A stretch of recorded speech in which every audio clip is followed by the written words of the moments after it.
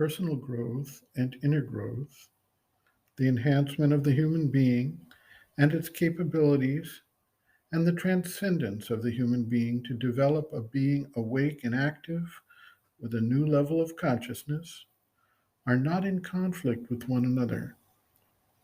The human being must develop to a certain degree to truly effectuate the necessities for transcendence. At the same time, in the integral yoga, where the purpose is not abandonment of life, but the transformation of life, the two processes actually go hand in hand and complement one another.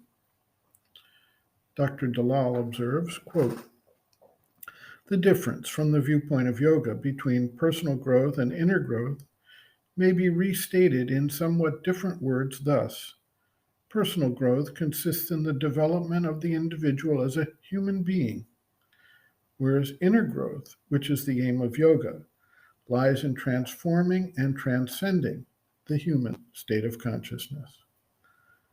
Sri Aurobindo writes, quote, yoga is not perfection of the human nature as it is, but a psychic and spiritual transformation of all the parts of the being through the action of an inner consciousness and then of a higher consciousness which works on them, throws out their old movements or changes them into the image of its own, and so transmutes lower into higher nature.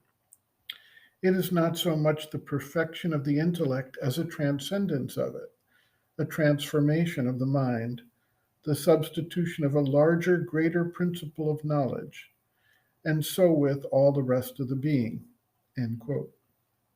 The mother adds, quote, the higher perfection is the spiritual perfection, integral union with the divine, identification with the divine, freedom from all the limitations of the lower world. That is spiritual perfection, the perfection that comes from yoga. And the lower perfection is to be able to make the human being in his present form and in his body, in his relation with all terrestrial things, do the utmost he can. This is the case of all great men of genius, artistic genius, literary genius, genius in organization, the great rulers, those who have carried physical capacities to their maximum perfection, human development to the limit of its possibilities.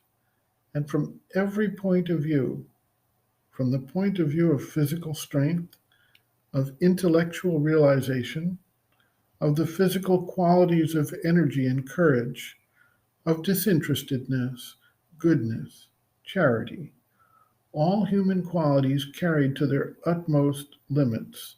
That is the lower perfection, end quote. Dr. Dalal concludes, quote, an important point to note in the above quoted passage is that even moral development, which is often confused with spirituality, is part of growth that belongs to the human state. It does not constitute inner growth, which aims at a state of the being beyond the human ego-bound state, end quote. Reference, Sri Aurobindo and the Mother, Growing Within, The Psychology of Inner Development, Introduction, pages Roman 9 to 11.